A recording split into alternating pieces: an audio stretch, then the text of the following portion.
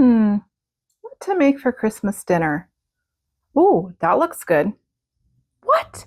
$250?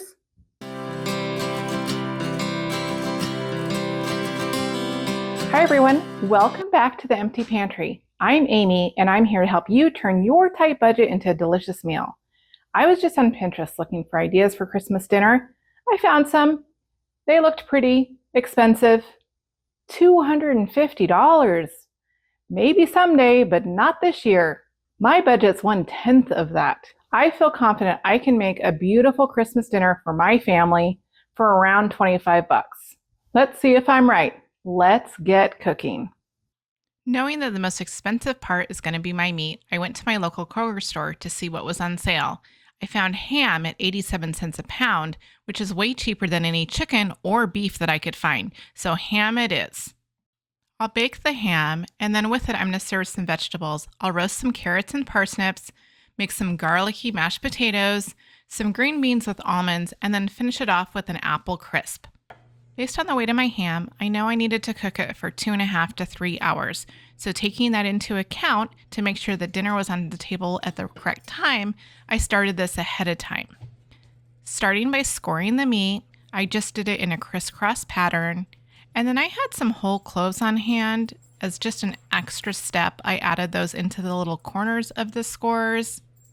Now I didn't want my ham to dry out, so I did cover it with some foil. It's going to be in the oven for quite a long time, so we don't want it to be dried out. So cover it with foil, and then I placed it in the oven at 300 degrees for 20 minutes per pound about. You want to make sure that it reads on your thermometer properly. You don't want to serve anyone cold ham, especially for Christmas dinner.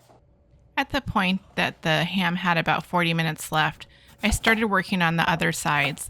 I cut up my parsnips, so I've peeled it, and then I cut it into strips. You can do this in slices, whatever you want to do. I just decided to do strips this time, so I cut them into kind of French fry sizes.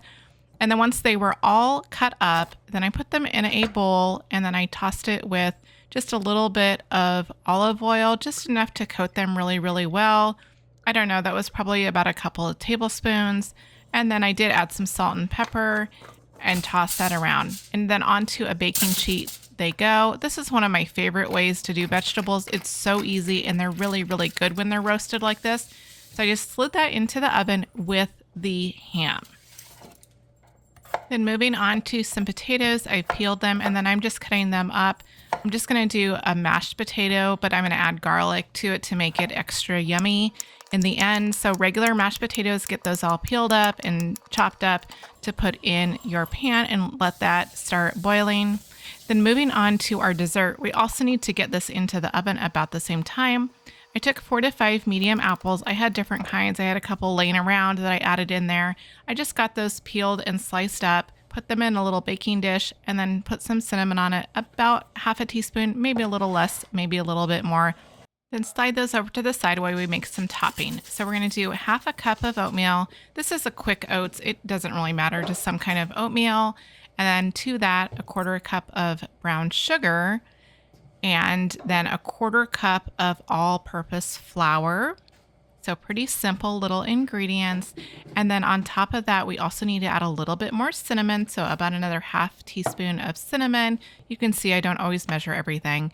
And then 4 tablespoons of butter. Now I'm cutting this really cold.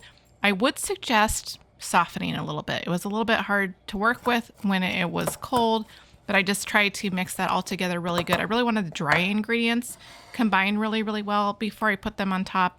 And then I just poured it on top. It is kind of dry because that butter was super cold. It didn't melt into it. So yours may look a little bit different if your butter was softer. But because mine wasn't, I just kind of spread it around to make sure that it melted really nice and even. And I'm going to slide that into the oven with the carrots and parsnips and the ham all at the same time. Now moving on to our potatoes. They're cooked. They're very nice and soft. I've drained them. I'm going to add 4 tablespoons of butter to the potatoes, and then 2 cloves of fresh garlic that I'm crushing in there. And I'm just going to stir that around to try to melt that butter. The potatoes are really hot, so And they were really mushy. I didn't even need a masher for this. I was just using a wooden spoon. Now, half a cup of milk. Depending on how thick you like them or soft you like them, you may add more or less milk. That was half a cup. And then a little bit of salt and pepper to taste. This is kind of personal preference. I love fresh ground pepper, so I put some in there. And then just got that all nice and combined. And once it was done, I put a lid on it to set it aside while I prepared the rest of my meal.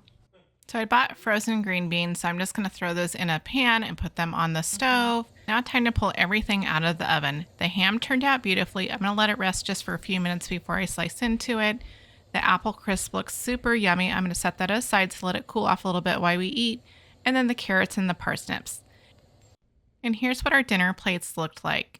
I melted some butter for the potatoes. I had a little bit of fresh parsley in the fridge, so I just put that on the carrots for some color.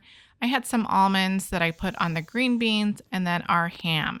Everything turned out absolutely delicious. Now, wasn't that lovely? It presented beautifully. Everyone was satisfied. It really felt like a holiday meal without a giant price tag.